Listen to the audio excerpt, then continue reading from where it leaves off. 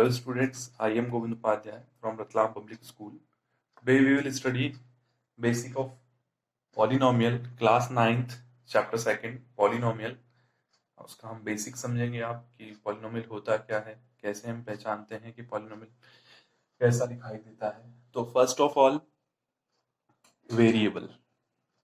What is a variable? क्योंकि polynomial अगर हमें पढ़ना है तो उसके लिए कुछ बेसिक टर्म्स हमें समझना बहुत जरूरी होता है. तो उसके लिए हम स्टार्ट करते हैं first of all variable. Non what is a variable? Variable हमारे पास कोई भी अल्फाबेट हो सकता है जिसकी वैल्यू वेरीज करती है, मतलब चेंज हो सकती है.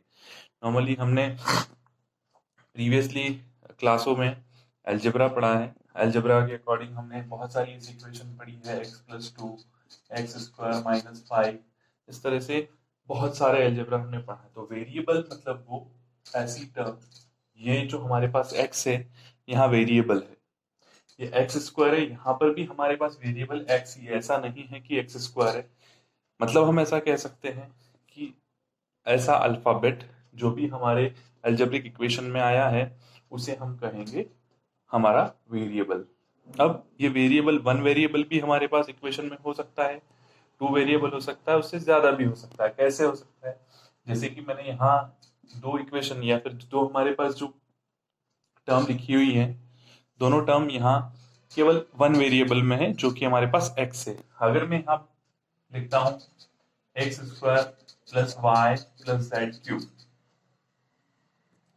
तो यहां हम बोलेंगे कि हमारे पास जो इक्वेशन या फिर हम ऐसा कह रहे हैं कि पॉलिनोमियल जो अवेलेबल है वो है 1, 2 एंड 3 वेरिएबल्स में, यानी कि ये हमारा 3 वेरिएबल पॉलिनोमियल हो गया. अब कोफिशिएंट की बात करें, आई होप कि आपको वेरिएबल अच्छे से समझ में आ गया होगा. कोफिशिएंट हम उस वैल्यू को कहते हैं जो भी हमारी टर्म के साथ मल्टीप्लाइड होती है. अब कोफिशिएंट हमें यहाँ पूरा पहले क्लेरिफाई करना पड़ेगा कि कोफिशिएंट किस टर्म का हमें फाइंड आउट करना है. जैसे मैं अगर यहाँ कहता हूँ कोफिशिएंट ऑफ x², अगर मैं इस टर्म में x² का अगर कोफिशिएंट देखूं तो यहाँ x² के साथ मल्टीप्लाई में कुछ भी नहीं है, मतलब अब हमारे पास मल्टीप्लाइड में वहां 1 है. तो हम ऐसा कहेंगे कि हमारे पास x² का कोफिशिएंट 1 होगा. सिमिलरली एक और एग्जांपल अगर हम देखें तो ऐसा कहेंगे कि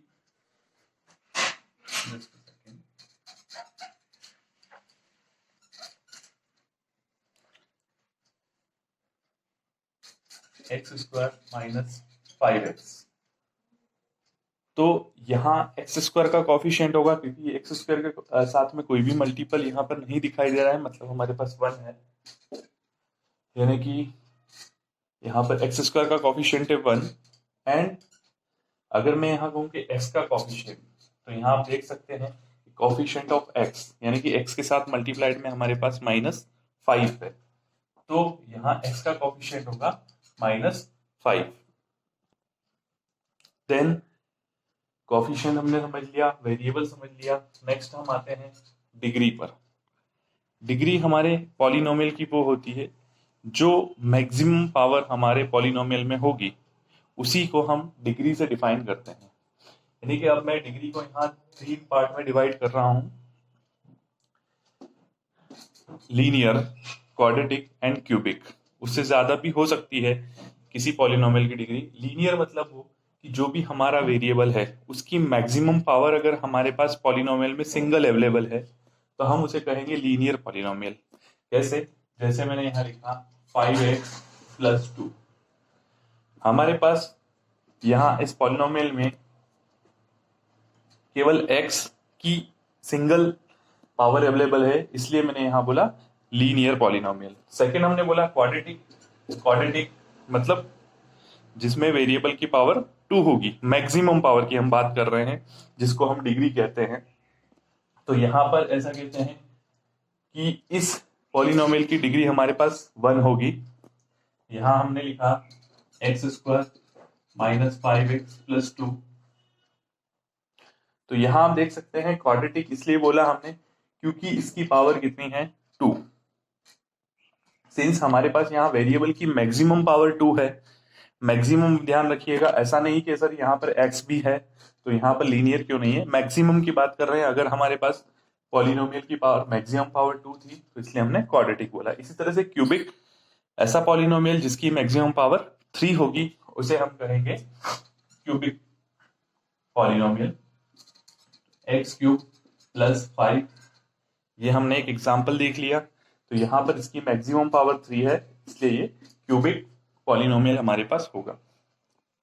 मेन अभी हम पॉलिनोमियल पॉलिनोमियल बहुत बार कर रहे हैं, बट एक्चुअल पॉलिनोमियल की डेफिनेशन होती क्या है मैं पहले ही नॉर्मल कंटेंट एक्सप्लेन करने के बाद आपको बताता हूं।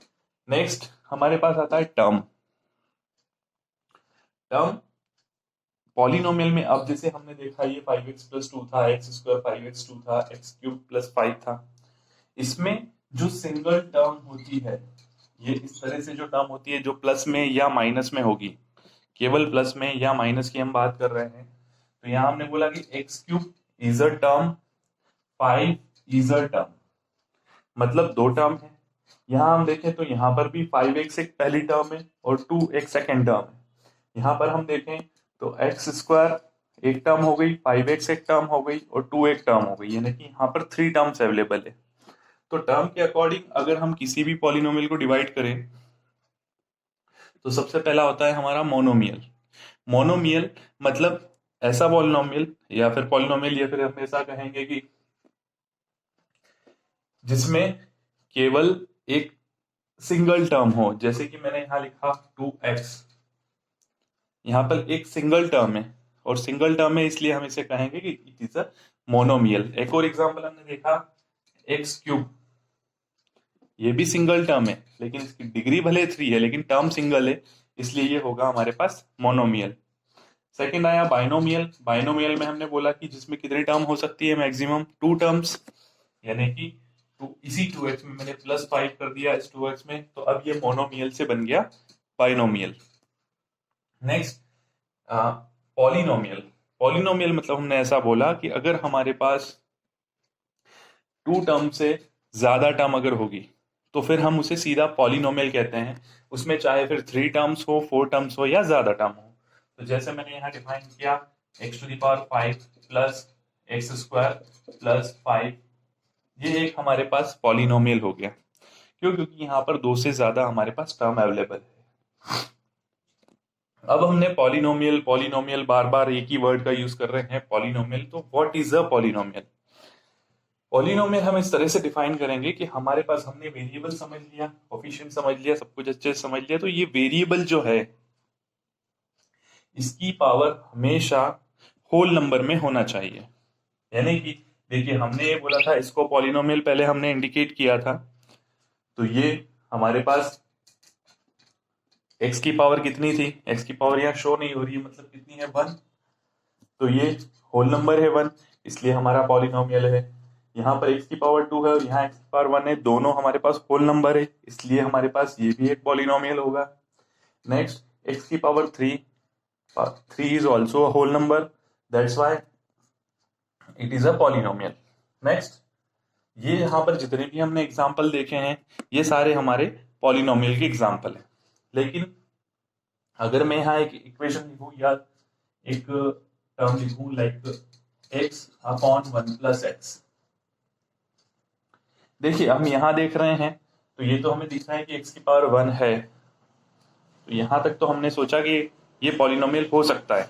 बट नेक्स्ट स्टेप में जैसे ही हम गए, this is the 1 upon x, और 1 अपॉन एक्स जब हम इस x को सॉल्व करेंगे तो x का रेसिप्रोकल करना पड़ेगा। हमने 9th में एक फॉर्मूला पढ़ा है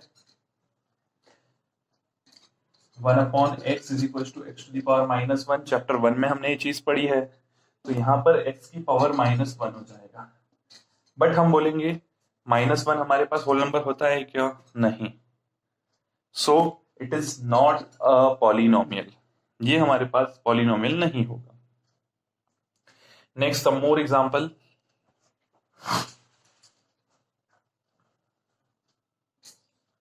root x plus x square plus 3। हमने एक और एग्जांपल लिया, x की पावर 2 है, यहां तक हम देख सकते हैं कि ये पॉलिनोमियल हो सकता है।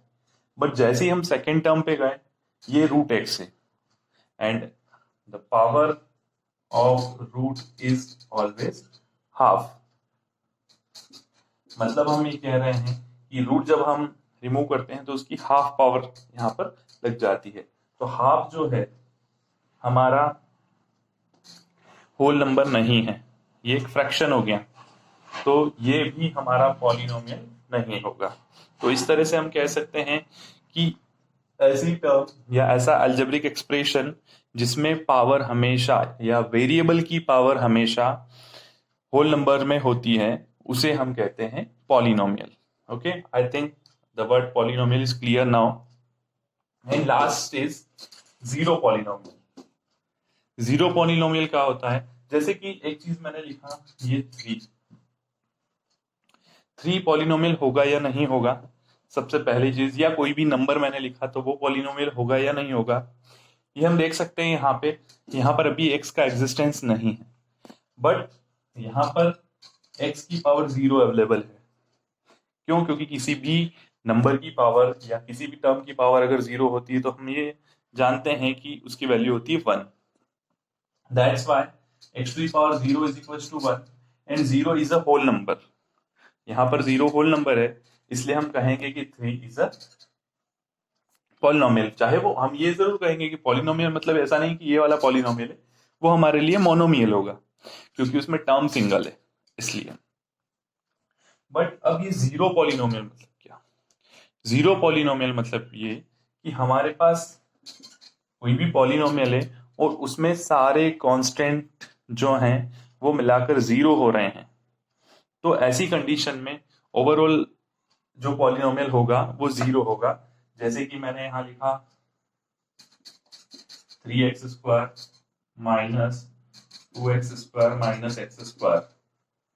जब हम इसको सॉल्व करते हैं तो we find that 3 minus 2 minus 1 finally x² 3 minus 3 that is x² into 0। यहाँ पर मैंने आपको बोला था जो भी कॉन्स्टेंट्स है उनका टोटल सम हमारे पास 0 आया, और जब 0 से x² में मल्टीप्लाइड होगा तो ये हमारी टर्म हो जाएगी 0।